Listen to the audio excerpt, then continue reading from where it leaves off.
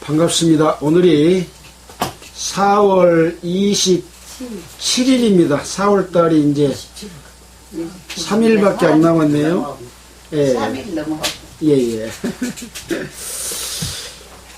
오늘은 계속해서 역대상을 하는데 오늘이 역대상 마지막 하는 날입니다.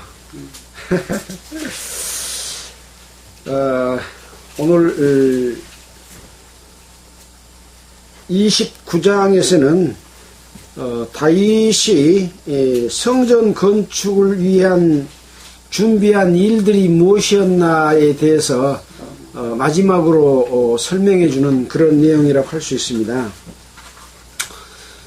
그동안 다윗 왕은 하나님을 잘 공경함으로 말미암아 하나님이 늘 함께해 주셨습니다. 하나님이 함께해 주신 것은 뭘로 나타났습니까? 예, 그 대적을 늘 물리침으로 말미암아 하나님이 함께 하심으로 말미암아 다윗이 어디로 가든지 승리하게 하셨다 라고 하는 것으로 나타난 겁니다. 그것은 예수 그리스도로 구원받은 하나님의 자녀와 백성들이 하나님을 잘 올바로 공경함으로 말미암아 어떤 마귀의 대적이 우리에게 다가온다고 할지라도 하나님이 함께 하심으로 말미암아 그 대적 마귀를 늘 물리쳤다. 그래서 하나님의 영광과 하나님의 뜻 가운데서 살아가는 그런 성도들이 된다라고 하는 것과 마찬가지라고 할 수 있습니다. 그래서 다윗이 하려고 했던 일이 무엇이었나요? 하나님의 거하실 성전을 건축하고자 한 겁니다. 하나님은 우주 만물에 충만하시지만 상징적으로 이스라엘 백성들 가운데서는 하나님의 궤, 언약궤 안에 계신 것으로 그렇게 보여주셨습니다. 왜 그랬나요?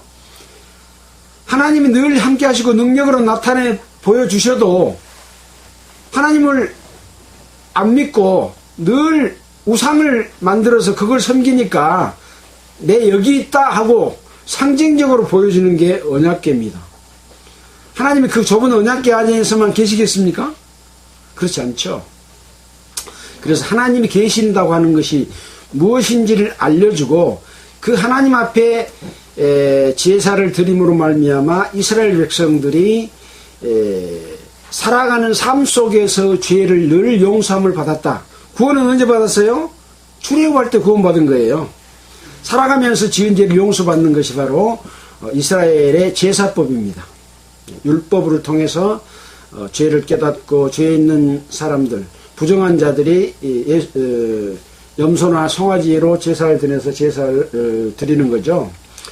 자, 그래서 하나님이 함께 하시는 그 언약궤가 자기는 궁에서 살고 있는데 언약궤는 지금 천막 안에 있는 거죠. 그래서 성전을 지어서 그곳에 모시도록 하려고 하는데 하나님께서 다윗 왕에게는 너는 성전을 건축할 자격이 없는 자다. 너는 수많은 전쟁을 치르면서 많은 사람을 피를 흘리고 죽게 했기 때문에 너는 성전을 건축하지 마라. 너 아들 때의 성전을 건축하게 하겠다. 이렇게 하신 겁니다. 자, 그렇지만 다윗 왕은 마귀와의 싸움, 다른 여러 민족들과의 싸움 가운데서 취득한 금과 은과 이런 모든 보물들을 다 성전 건축을 위해서 하나님 앞에 드리고 이 다윗 왕이 드림으로 말미암아 또 이스라엘 방백들과 이스라엘 사람들이 귀중한 하나님께 드리는 그러한 물건들을 드리고 성전을 건축한 준비를 해온 내용들이 기록이 되어 있습니다. 다윗 왕이 성전 건축을 준비한 일들을 살펴보면 22장에서는 이방 사람의 석수를 시켜서 돌을 다듬게 한 내용이 나옵니다. 그 다음에 철과 놋과 백양목, 그 다음에 금, 은, 놋, 철, 제목, 돌 이런 것들을 이렇게 다 모으고 하는 그런 내용들이 나오잖아요. 또 솔로몬을 불러서 여호와의 전을 건축하기를 부탁하는 내용이 22장 6절에 또 나와 있습니다. 17절에 보면 이스라엘 모든 방백에게 명하여 솔로몬을 도우라고 이렇게 명령을 합니다. 19절에는 성소를 건축하고 언약궤와 기구를 가져다가 건축할 전을 드리게 하라라고 이렇게 지시를 했습니다. 이렇게 성전 건축을 위한 준비들을 하면서 23장에서는 또 무엇을 준비했냐면 레위 사람의 일이 무엇이냐라고 하는 부분에 대해서 설명을 했습니다. 성전이 있으면 성전에 모든 성전을 짓고 기계기구들을 준비한 다음에 거기서 제사를 지내야 되잖아요. 그 역할들은 누가 하나요? 레위 사람들이 하는 거죠. 그래서 레위 사람의 일, 그래서 레위 사람의 자손 돌려, 게르손 자손, 그앗 자손, 무라리 자손의 일을 각각 알려주는 내용을 다시 이렇게 말하고 있습니다. 이런 내용들이 이미 이 역대상 이전에도 우리가 배웠던 그런 내용인데 다시 한번 상기시켜주고 그 중요성을 알려주는 것이다 라고 볼 수 있는 거죠. 그 다음에 24장에서는 제사장이 맡은 일, 제사장은 물론 레위 사람이죠.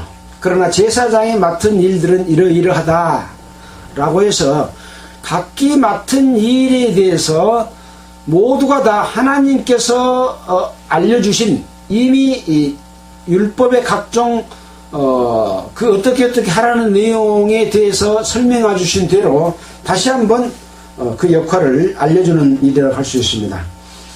그 다음에 25장에서는 이 제사를 지낼 때 찬송을 맡은 사람들의 일에 대해서 또 기록을 해놨습니다. 26장에서는 성전 문지기, 성전 곡간을 맡은 사람들, 그 다음에 레위 사람들의 다른 직인, 또 다윗 왕의 제사를 맡은 자들, 다윗의 모사들, 이렇게 여러가지 세부적으로 이스라엘 백성의 모든 사람들이 함께하여 성전에서 제사 드릴 때 각각 맡은 역할과 일들에 대해서 설명을 해주고 있습니다. 이것은 구원받은 하나님의 백성들이 하나님이 거하실 처소인 교회, 그 교회 가운데서 교회를 거룩하게 해서 하나님의 신부인 거룩한 성 예루살렘에 들어갈 사람들을 준비하는 것과 같은 것이 성전에서 하나님께 드리는 제사 지낸 것과 같은 것이다. 제사와 예배는 같은 것이다 라고 생각하면서 그 중요성에 대해서 우리가 생각해 볼 필요가 있다라는 말씀을 드릴 수가 있는 거죠.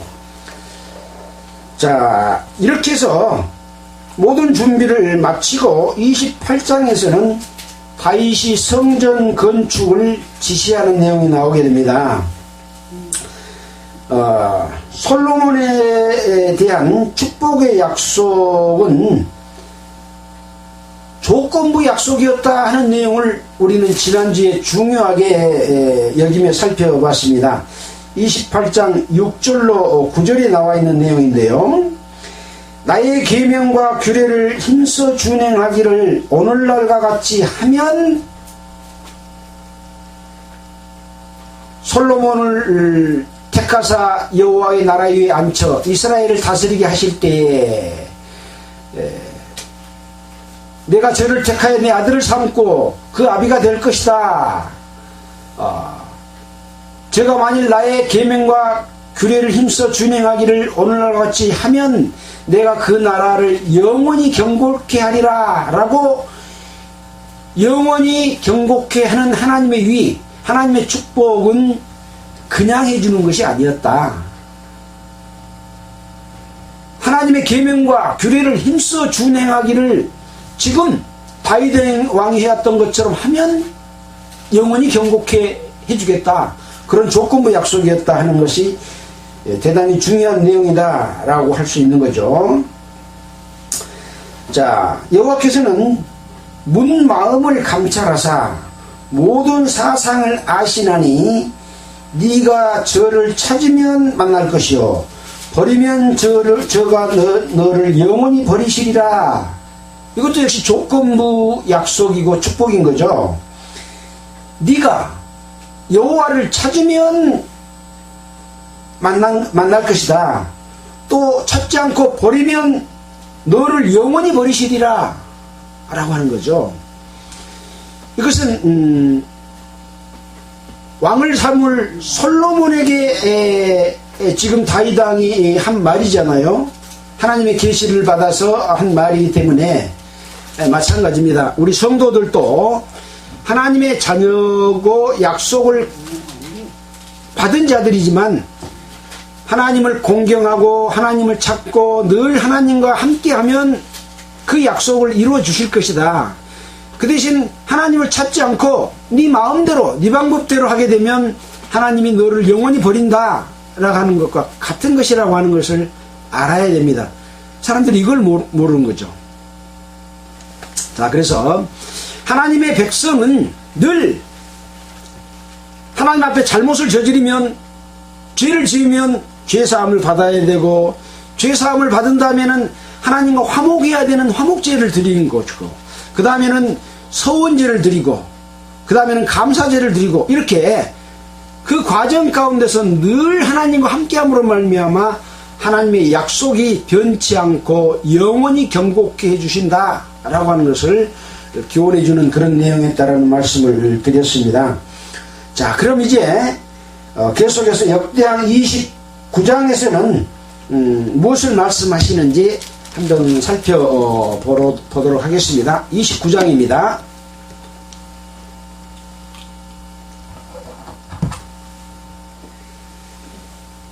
다윗 왕이 온 회중에게 이르되 내 아들 솔로몬이 홀로 하나님의 택하신 바 되었으나 오히려 어리고 연약하고 이 역사는 크도다. 그러니까 지금 다윗 왕이 하나님의 백성인 이스라엘 백성들에게 지금 말을 하고 있습니다. 다윗 왕이 봤을 때 아직 솔로몬은 나이도 어리고 연약하다. 근데 이 하나님의 전을 짓는 역사는 큰 일이다 라고 지금 먼저 말을 하는 것이요. 이 전은 사람을 위한 것이 아니요 여호와 하나님을 위한 것이라. 여호와의 전을 건축하는데 사람을 위한 것이 아니다. 여호와를 위한 것이다. 여호와를 위해서 전을 건축한다 라고 하는 것이죠. 그 전에 사는 모든 일도 다 여호와를 위해서 하는 것이라고 할 수 있겠죠. 우리가 교회에 사는 이 교회의 모든 일과 그것들은 다 여호와를 위한 것이다. 드러니 예배도 여호와를 위한 것이다. 사람들을 위한 거 아니다 그 말인 거죠. 내가 이미 하나님의 전을 위하여 힘을 다하여 예비하였나니 곧 기구를 만들 금과 은과 놋과 철과 나무며 만호와 박을 보석과 채석과 다른 보석들과 화반석이 매우 많으며 성전을 위하여 예비한 이 모든 것 외에도 내 마음에 하나님의 전을 사모함으로 나의 사유의 금 은으로 내 하나님의 전을 위하여 드렸노니. 그러니까 다윗 왕이 대적들과 싸워서 바친 물건, 빼앗은 물건들을 금은, 놋 이런 귀한 물건들은 다 하나님의 곳간에 갖다가 넣었잖아요. 또 왕궁에서 쓸 물건과 사유할 물건들이 또 다윗에게 있지만 그것도 성전을 위해서 나의 사유의 금, 은을 하나님의 전에 위하여 드렸다라고 하는 것을 볼 때 다윗은 얼마나 하나님을 위하는 것을 목적으로 하는 삶을 살았다, 그렇게 알 수가 있는 거죠. 성도들이 세상에서 살아나갈 때의 모든 삶에 대해서 자기를 위해서 살기보다는 하나님을 위해서 살고 하나님께 드리는 삶을 사는 삶, 다윗은 그런 삶을 살았다라고 하는 것으로서 모범을 보여준다, 그렇게 생각할 수가 있겠습니다. 곧 오빌의 금, 이제 오빌 지역에서 금이 많이 난다 하는 것을 우리가 배웠잖아요. 오빌의 금 3,000달란트와 천은 7,000달란트라 모든 전 벽에 입히며 금은 그릇을 만들며 공장에 손으로 하는 모든 일에 쓰게 하였노니 오늘날 누가 즐거이 손에 채워 여호와께 드리겠느냐. 이렇게 자기의 모든 하나님께 드리는 소유의 물건들을 드릴 때 어떻게 드린다고요? 즐거이 드렸다고 하는 것이죠. 하나님 앞에 드리는 어떤 자기의 소중한 것을 드릴 때 아까워하는 마음으로 드린 것이 아니라 즐거이 드렸다라고 하는 겁니다. 왜 즐거이 드렸는지는 뒤에 나옵니다. 이것이 내가 만들고 내가 구하고 내가 얻은 나의 노력으로 얻은 것이 아니다. 하나님께서 주시는 것이다 라고 하는 내용이 이제 이따가 설명 가운데서 나오게 됩니다. 자, 그래서 오늘날 누가 즐거이 손에 채워 여호와께 드리겠느냐. 그래서 즐거이 드리는 마음으로 드리는 것이 굉장히 중요하다 하는 것을 알려주고 있습니다. 자, 이렇게 다윗 왕이 드리니까 이에 모든 족장과 이스라엘 모든 지파 어른과 천부장과 백부장과 왕의 사무 감독이 다 즐거이 드리되, 왕이 즐거이 드리니까 그 백성들 중에 각기 높은 위치에 있는 그 방백들이나 장로들이나 천부장이나 백부장이나 이 모든 사람들도 다 함께 즐거이 드렸다. 모든 성도들이 즐거이 드렸다, 그런 얘기죠. 하나님의 전의 역사를 위하여 금 5,000달란트와 금 다릭 1만과 은 1만 달란트에 놋 1만 8,000달란트와 철 10만 달란트를 드리고 무릇 보석이 있는 자는 게르손 사람 여히엘의 손에 붙여 여호와의 전 곳간에 드렸더라. 그래서 일일이 이것을 우리가 금액으로 그동안에 여러 번 환산했으니까 금액으로 드리지 않겠지만 금 50kg 금 한 달란트는 50kg인데 3,000달란트는 무게로 따지게 되면은 150톤에 해당합니다. 금이 150톤입니다. 그러면 우리가 얼마나 많은 금이다고 하는 것을 알 수가 있겠죠. 그 다음에 천은 50kg인데 7,000달란트니까 350톤에 해당하는 그런 양이라고 할 수 있는 거죠. 이에 모든 이제 이런 것들을 다 즐거이 드렸다라고 하는 것이죠. 9절입니다. 백성이 자기의 즐거이 드림으로 기뻐하였으니 곧 저희가 성심으로 여호와께 즐거이 드림이며 다윗 왕도 기쁨을 이기지 못하여 하니라. 그래서 왕과 이스라엘 백성의 그 장로나 방백이나 각기 역할 맡은 모든 사람들, 그 다음에는 이스라엘 백성들도 다 성심으로 여호와께 즐거이 드렸다라고 하는 것을 우리는 생각을 해야 될 겁니다. 어떤 의무감이나 또는 옆 사람이 내니까 내는 거나 또 강요나 이런 것이 없는 즐거이 드림, 자발적인 것이다 라고 하는 것을 알 수가 있습니다. 이제 10절부터는 다윗이 하나님께 감사하는 감사의 기도의 내용이 나와 있습니다. 다윗이 무엇을 감사하며 기도를 드렸는가 라고 하는 것은 곧 이스라엘 백성들이 제사 지낼 때 찬양을 드리는 것과 같은 내용인데, 하나님의 백성들이 하나님께 무엇을 감사해야 되는 것과 같다고 할 수 있는 거죠. 다윗이 온 회중 앞에서 여호와를 송축하여 가로되, 다윗이 온 회중 앞에서, 이스라엘 백성 앞에서 여호와를 송축한다라고 하는 거죠. 무엇을 송축하는지 보겠습니다. 우리 조상 이스라엘 하나님 여호와여, 주는 영원히 송축받으시옵소서. 우리 조상 이스라엘의 하나님이면 누구를 이야기합니까? 아브라함과 이삭과 야곱의 하나님이다. 하나님께서 인간을 구원하기 위한 계획의 약속과 언약은 아브라함부터 시작이 됩니다. 아브라함과 이삭과 야곱으로 언약이 이어지고, 그것을 이스라엘 하나님 여호와를 축복하는, 송축하는 가장 중요한 것이다 라고 하는 거죠. 이 하나님의 언약이 이어져서 이스라엘 백성들을 구원하고 지금까지 이르는 것에 대한 감사의 찬양을 하는 거죠. 또 다르게 보면은 신약성경 창세기 마태복음 1장에 나와 있는 아브라함과 다윗의 자손 예수 그리스도의 세계라로 이어지는 거죠. 예수 그리스도를 통해서, 교회를 통해서 구원하시는 하나님의 그 은혜를 송축하는 것과 같은 것입니다.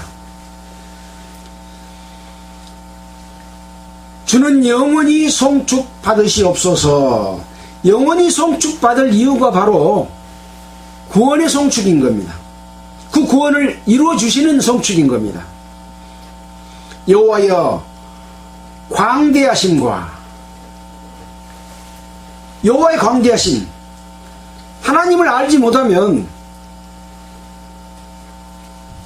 하나님의 그 크신 능력과 광대함, 이 모든 것들을 알 수가 없는 거죠. 자, 여기 있는 단어를 굉장히 중요하게 생각해야 됩니다. 광대하심과 권능과 영광과 이김과 위엄이 다 주께 속하였다. 모든 크고 귀하고 능력 있고 그 힘들은 다 하나님께 속했다, 그런 것이죠. 이 세상 가운데 있는 것이 아니다. 귀신에게로서 온 것이 아니다. 다른 신에게로서 온 것이 아니다. 여호와께로서 온 것이다 라고 하는 것이기 때문에 여호와를 송축할 가장 근본된 것이 이것이다 라고 다윗은 구체적으로 이스라엘 백성 앞에서 함께 지금 이야기하고 있는 거죠. 자, 그뿐만이 아닙니다. 천지에 있는 것이 다 주의 것이로소이다. 천지에 있는 것이 사단의 것이에서 온 것이 아니다. 사단을 위해서 5대 명산에서 소를 잡아서 제사 드리는 것이 아니다. 오직 여호와 하나님께로서 온 것이다. 천지에 있는 것이 다 주의 것이다. 이런 근본된 하나님께 예배드리고 찬송하는 찬송이어야 된다라고 하는 것을 다시 한번 일깨워주는 거죠. 왜 다른 데 가서 공경하냐? 그게 있을 수 없는 일이다, 그런 것이죠. 주는 높으사 만유의 머리이심입니다. 높으신 만유의 머리, 만유의 머리, 이 세상 우주 만물의 머리 되신다, 그런 이야기인 거죠. 우리 몸의 머리가 모든 것을 생각하고 판단하고 주관하지 않습니까? 머리에 따라서 우리가 움직이지 않습니까? 그 만유의 머리, 우주 만물의 머리는 곧 하나님이시다. 얼마나 이 표현이 정확하고 우리에게 일깨워주고 너희 정신 차려라 하고 지금 이야기하고 있는 내용과 같다고 할 수 있겠죠. 또 부와 귀가, 부귀가 주께로 말미암고 또 주는 만유의 주제가 되사, 주제는 뭡니까? 주인이 되고 다스린다, 그런 거죠. 다 하나님의 그 통치 아래에 있다, 주제다, 그런 거죠.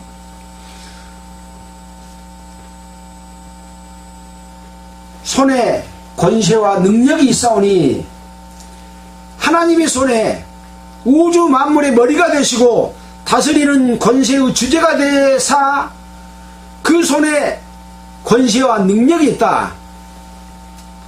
사람들은 권세 앞에 쪼르르 줄 서지 않아요.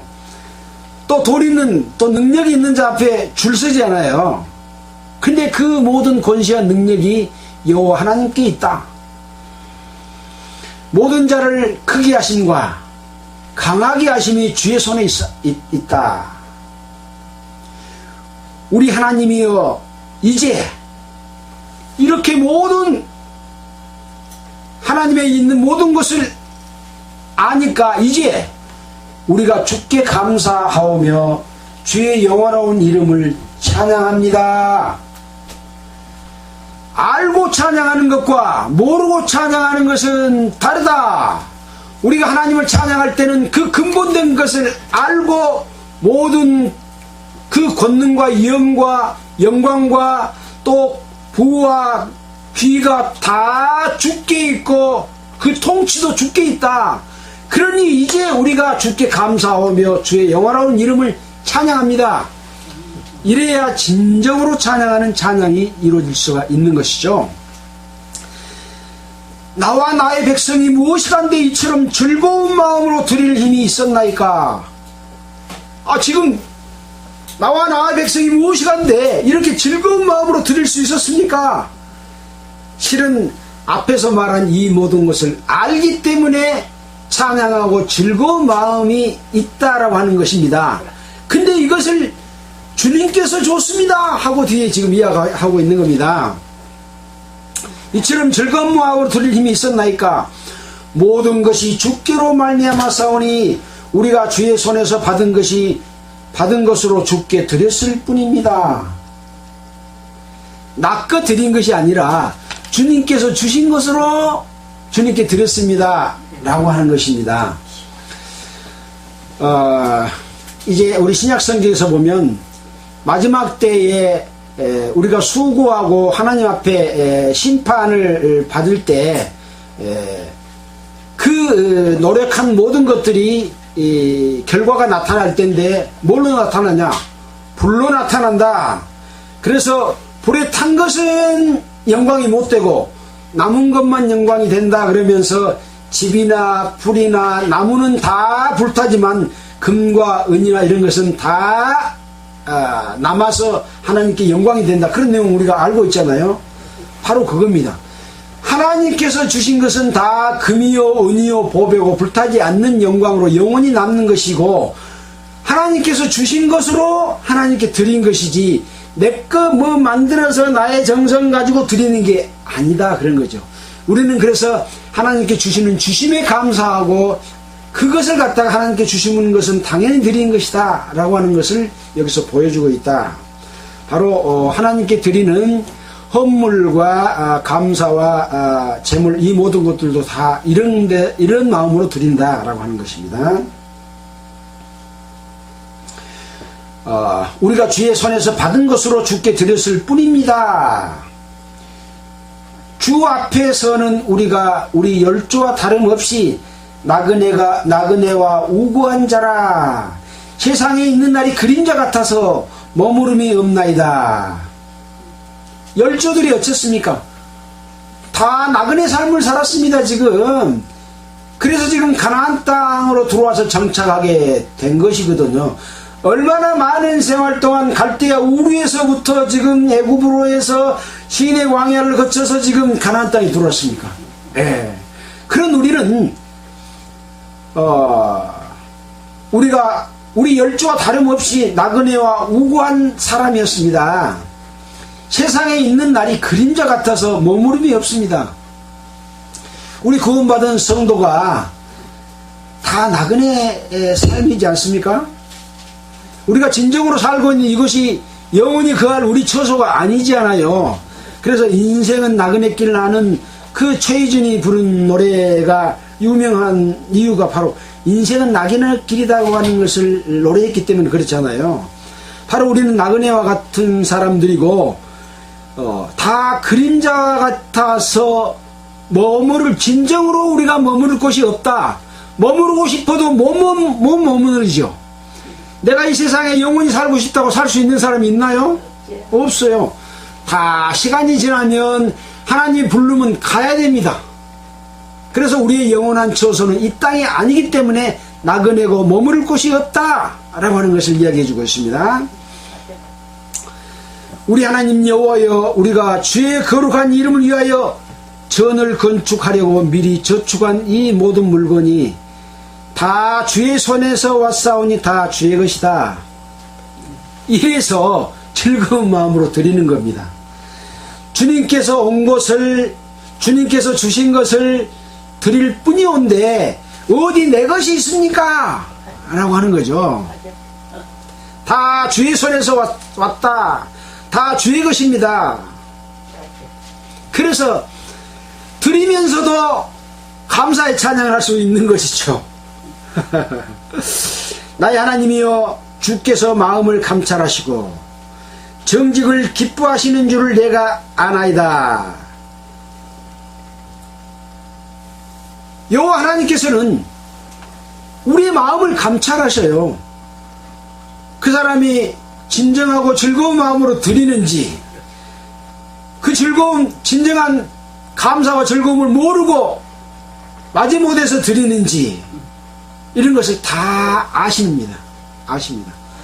여러분이 어떻게 신앙생활하고 살아가는지 여호와 하나님은 다 아십니다. 그래서 어찌해야 되나요?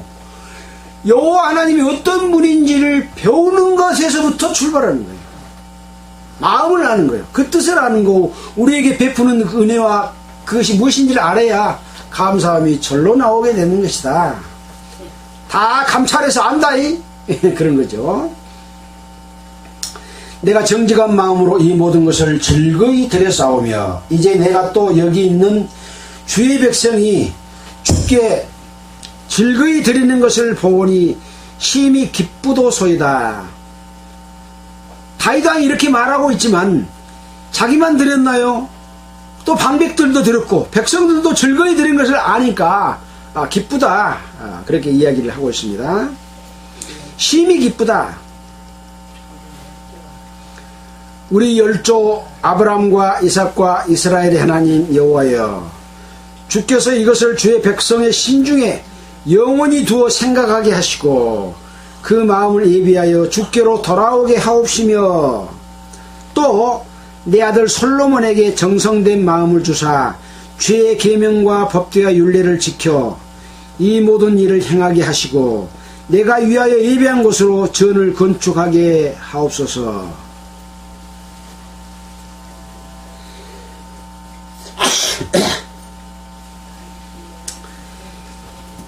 다윗의 그 하나님을 공경하는 마음이 얼마나 정확히 알고 그것을 감사하고 드리고 기뻐하고 있는가 라고 하는 것, 또 다윗과 함께 이스라엘 백성들이 그렇게 하고 있는가 하는 것을 알고, 또 한 가지 중요한 것은 이제 솔로몬이 여호와의 전을 건축할 것인데, 솔로몬이 또 어떻게 하나님 앞에 합당한 사람으로서 여호와의 전을 건축하고 거기서 제사 드리고 해야 될 것을 여기서 또 말해주고 있는 것인데, 여기도 마찬가지로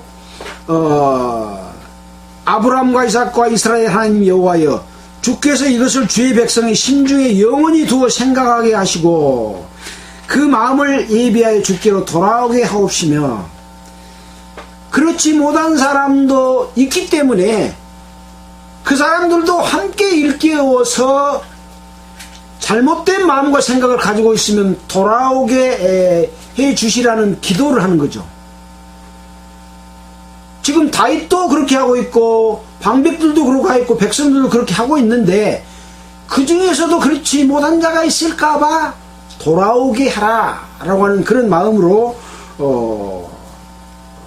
기도를 하고 있는 겁니다. 또 아들 솔로몬에게 정성된 마음을 주사. 누가 주는 마음이요? 여호와께서 솔로몬에게 그런 마음을 주사 무엇을 하라고요? 주의 계명과 법도와 율례를 지켜. 이 정성된 마음이라는 것은 그냥 내가 마음을 다한 정성이 아니라 그건 뭐냐? 율례와 계명과 법도를 지키는 것이 정성된 마음인 거예요. 딴 거 아닙니다. 정성된 마음 그렇게 그냥 내 마음을 다해서 바치고 그런 게 아닙니다. 율례와 계명과 법도가 정성인 거예요. 이것도 하나님께서 일러주신 대로가 정성이지 내 것 정성 드리는 게 아니라는 거라니까요. 사람은 내 것 드리기를 좋아해요. 하나님께서는 네 것이 뭐가 있냐? 다 여호와께서 주신 것으로 내게 드리라. 네 것은 내가 안 받은다 그런다니까요.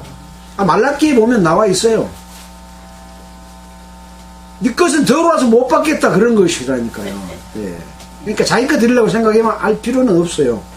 하나님께서 주시는 것은 바로 정성된 마음인데 그 정성된 마음은 주의 계명과 법도의 윤리를 지켜서 이 모든 일을 행하게 하시는 것이 바로 정성된 마음인 것이죠. 내가 위하여 예비한 것으로 전을 건축하게 하옵소서. 주께서 주신 재료 아닌 것으로 갖다 들여놓으면 전이 부정을 타는 거예요. 주의 것으로만 드려야 부정이 안 타요. 예. 근데 인류의 역사 속에는 우상이 꽉 들어찼어요. 쬐깐한 우상도 있는가 하면 큰 우상도 있고 그냥 집채화나 큰 우상도 있고 벽에다가 돌에다가 세워놓은 우상도 있고 다 눈에 보이는 사람의 정성으로 만든 겁니다. 그거는 하나님을 위한 것이 아니라 사탄을 위한 것인 거죠. 이것이 바로 맨 처음에 이스라엘 백성들이 금송아지 만들었던 것에서 시초된 겁니다.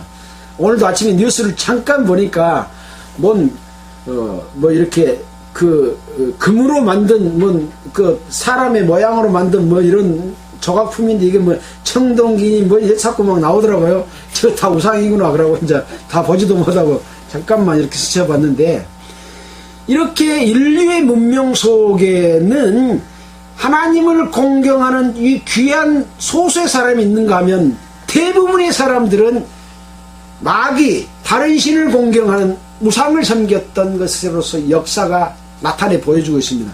이거 따라야 될까요? 말아야 될까요? 따라서는 안 되는 거예요. 그래서 우리는 하나님을 아는 이 소중한 것이 바로 다윗 왕이 오늘 여호와를 송축하는 내용 속에 다 들었다니까요. 이것을 알면 감히 바위에 세워놓은 그곳에 가서 빌고 기도하겠습니까? 말도 안 되는 거예요. 말도 안 되는 거예요. 근데 말도 안 되는 것도 존중하라고 사람들은 이야기를 한다니까요. 야, 너희는 왜 예수 그리스도 하나님만 존중하냐? 다른 신도 존중해야지 평등한 거 아니냐? 일단 그 사람들과 갈등 안 겪으려고 너희 뜻은 존경하지만 그러나 그것이 참신은 아니다. 그렇게 말은 해줘야 되는 거예요. 그래서 전도하기가 어렵습니다. 자, 20절입니다. 다윗이 온 회중에게 이르되 너희는 너희 하나님 여호와를 송축하라. 자, 그러니까 송축할 것이 무엇인지를 알리고 그 다음에 하나님께 드리는 이 모든 것 송축하는 것을 즐거이 드릴 수 있는 절을 건축한 것이 무엇인지를 알게 하고 또 혹시 돌이키지 않는 즐거운 마음으로 송축하는 사람이 없을까 싶어서 돌아오게 하도록 기도하고 그리고 또 다윗은 온 회중에게 여호와를 송축하고 제사 지내라, 그렇게 이야기하고 있습니다. 제사, 송축하고 제사, 이건 누구한테만 드려야 돼요? 하나님에게만 드려야 됩니다. 송축하고 제사 드리는 것을 조상에게 해라 라고 하는 것이 우리 한국의 상당히 지배적인 한국 그 문화로 정착하고 있는 제사의 유교적인 관례와 관습이 되어버렸습니다. 그래갖고 제사 안 지내면 저건 조상도 모르는 나쁜 놈이다 그렇게 이야기를 하는데요. 이 제사가 그 조상의 무엇을 송충하는 것인가 라는 것을 알아야 되는 것이고, 이 제사를 드리면 조상이 받는가 하는 것도 알아야 되는 것이에요. 근본 이 생명의 귀함과 근본됨이 무엇인지를 알게 되면 조상도 한낱 하나님의 창조물인 것을 알아야 되고, 조상에게 드린 제사는 잘못 섬겼던 미신을 섬기는 그런 방법이기 때문에 드리면 죄가 된다는 것도 알아야 되는데, 그 사람들에게 그렇게 말하면 그냥 벼락천불이 날 거예요. 그러나 조용하게 그들에게 설득할 수 있는 전도도 해야 되는 거 맞지 않습니까? 예. 모르니까, 모르는데 큰 소리는 되게 쳐. 숫자가 많으니까. 예. 그러나 올바른 것을 알고 믿는 믿음. 그래서 우리가 하나님을 믿는 믿음은 모르고 믿으면 안 돼요. 먼저 하나님이 어떤 분인지를 알 때 하나님 앞에 내가 굴복되고 복종해서 하나님을 믿는 믿음이 거기서 생기는 것이거든요. 하나님, 두려운 하나님, 능력의 하나님을 모르면 하나님 앞에 굴복 못합니다. 그래서 하나님은 살아계시고, 여기서 말한 이 다윗이 말한 것처럼 광대하심과 권능과 영광과 이김과 위엄과 주권과 부귀와 권세와 능력이 다 하나님께 있다 하는 걸 알게 될 때, 하나님을 알지 못하고 그동안에 하나님을 공경하지 못했던 이 죄가 큽니다 하고 꼬꾸라지면 하나님께서 예수 그리스도로 피로 말미암아 구원해 주신다니까요. 자, 그래서 회중이 그 열조 하나님 여호와를 송축하고 머리를 숙여 여호와와 왕에게 절하고 이튿날 여호와께 제사를 드리고 또 번제를 드리니 수송아지가 1천이요 수양이 1천이요 어린 양이 1천이요 그 전제라. 온 이스라엘을 위하여 풍성한 제물을 드리고 이날에 무리가 크게 기뻐하여 여호와 앞에 먹으며 마셨더라. 이것은 마지막 광경입니다. 하나님 앞에 송축하고 제사 드리고 먹고 마시는 것, 이것이 우리가 요한계시록에 있는 혼인잔치와 같은 겁니다. 하나님과 예수 그를 머리로 한 몸된 교회가 결혼해가지고 거기서 혼인잔치 하는 것이 지금 이 광경과 같은 겁니다. 그래서 늘 본보기를 거울로 보여주고 너가 이러이러한 과정을 거쳐서 이런 단계에 이르러라 하는 것을 교회에게 교훈 주시는 건데, 교회가 이걸 교훈받지 않고 뭘 교훈을 받겠습니까? 바로 이것이 하나님이 보여주었던 이스라엘 백성의 인도 가운데서 한 번만 보여준 거 아니라 한 번, 두 번, 세 번 보여주고 또 보여주는 거예요. 예. 무리가 다윗의 아들 솔로몬으로 다시 왕을 삼아 기름을 부어 여호와께 돌려 주권자가 되게 하고 사독에게도 기름을 부어 제사장이 되게 하니라. 솔로몬이 여호와께서 주신 위에 앉아, 자리에 앉아 붙인 다윗을 이어 왕이 되어 형통하니 온 이스라엘이 그 명령을 순종하며 모든 방백과 용사와 다윗 왕의 여러 아들이 솔로몬 왕에게 복종하니. 자, 이렇게 해서 이제 다윗에 이어서 솔로몬이 왕이 되고 솔로몬이 다윗 왕을 이어서 형통했다. 그러면 그동안에 다윗 왕이 해왔던 모든 형통이 다 솔로몬에게 이어졌다는 걸 알 수 있는 거죠. 하나님 뜻을 따랐을까요? 안 따랐을까요? 따름으로 말미암아 그 형통이 이어져 왔다.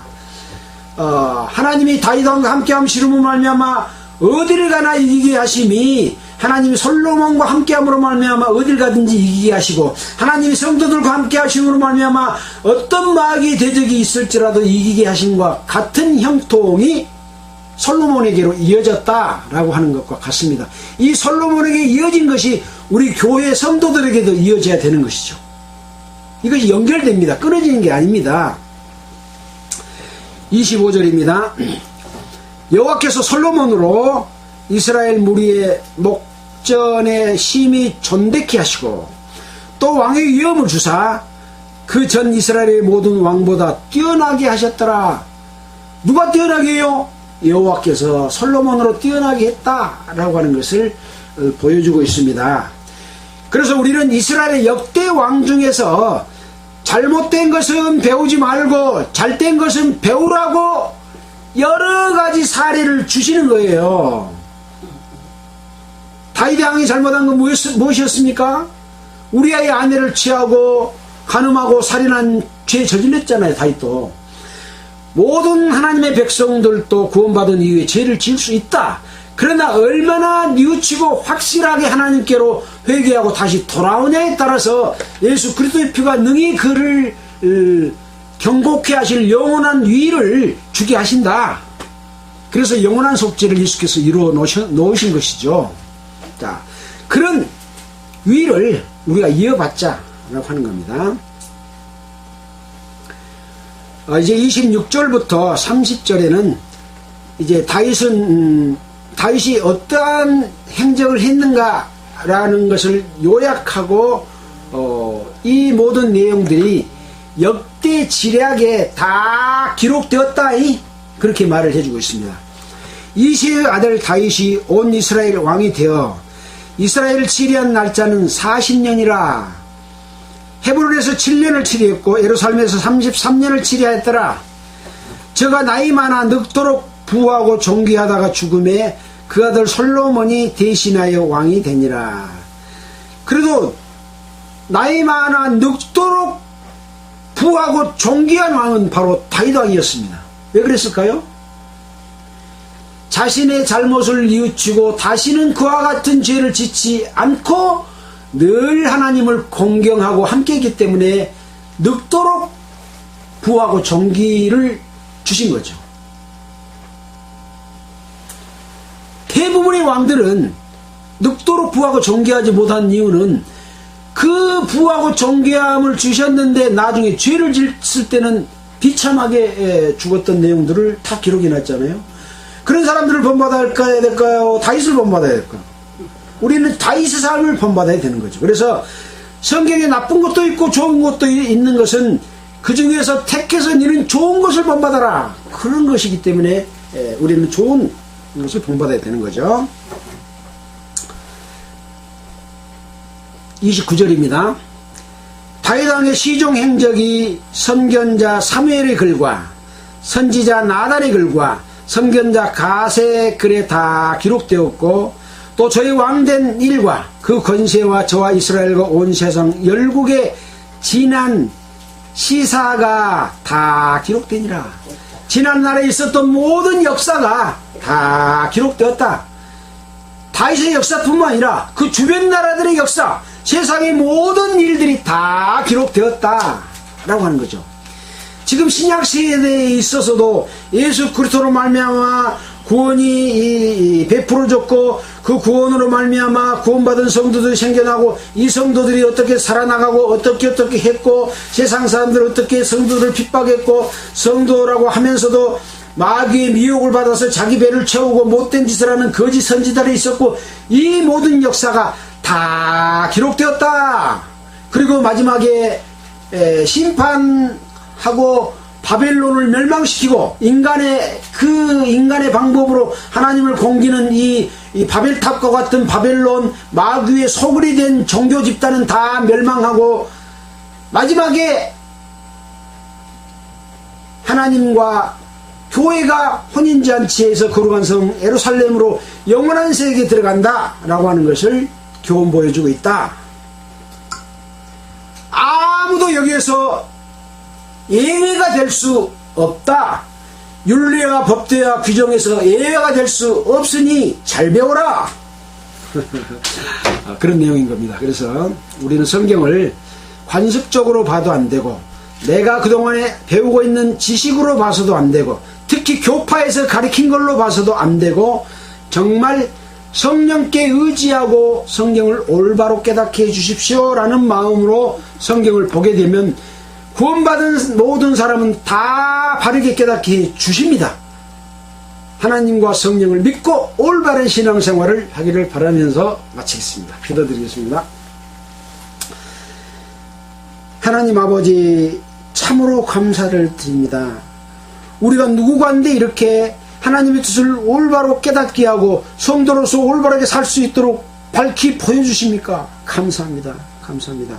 이것을 알지 못하는 종교 집단에 매여 있는 자들에게 이것을 깨우치게 하여 주시고, 그들도 올바른 길로 나올 수 있도록 바로 다윗 왕이 이 백성들에게 기도했던 그 기도와 같은 마음을 주님께서 허락하여 주시고 그것을 이루어 주시옵소서. 우리 구주 예수님 이름으로 기도드렸습니다.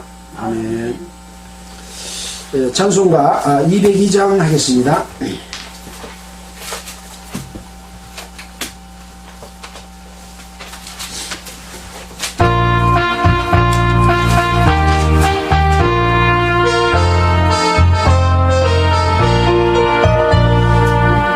죄에서 자유를 얻게 하는 보혈의 능력, 저의 보혈, 시험을 이기는 승리의 능, 참 놀라운 능력이로다. 주의 보혈 능력이 또다. 주 옆에 믿으고 주의 보혈 그린 나는 매우 귀중한 피로라. 육체의 정욕을 이길 힘을 보혈의 능력, 주의 보혈 정결한 마음을 얻게 하니 참 놀라운 능력이로다. 주의 보혈 능력이 또다. 주의 피 믿으고 주의 보혈 그린 나는 매우 귀중한 피로라. 눈보다 더 이게 밝히는 것, 보혈의 능력, 교회 보혈, 부정한 모든 것 밝히시니 참 놀라운 능력이 또다. 주의 보혈 능력이 또다. 주의 피 믿으고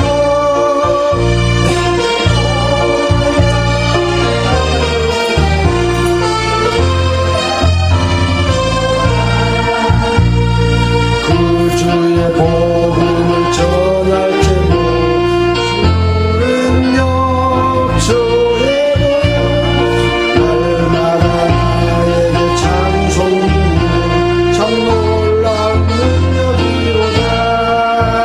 주의 보혈 능력이 또다. 주의 피 믿으고 그 어린 양의 매우 귀중한 피로다.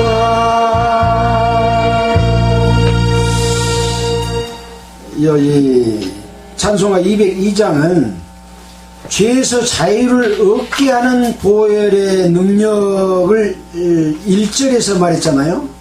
그 다음에는 뭡니까? 육체의 정욕을 이길 힘을 주시는 보혈의 능력이죠.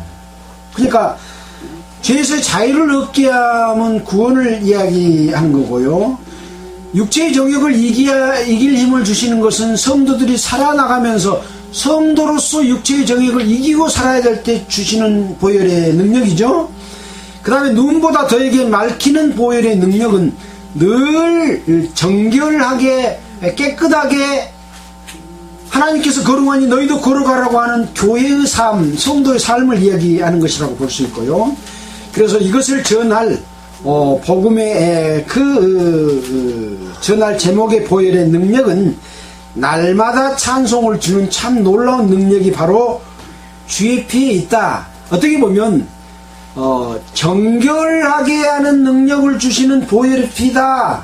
그것이 죄에서 자유를 얻게 한다 하는 202장의 찬송가라고 보는 것이 더 중요한 의미가 있다고 생각이 들어졌습니다. 마치겠습니다.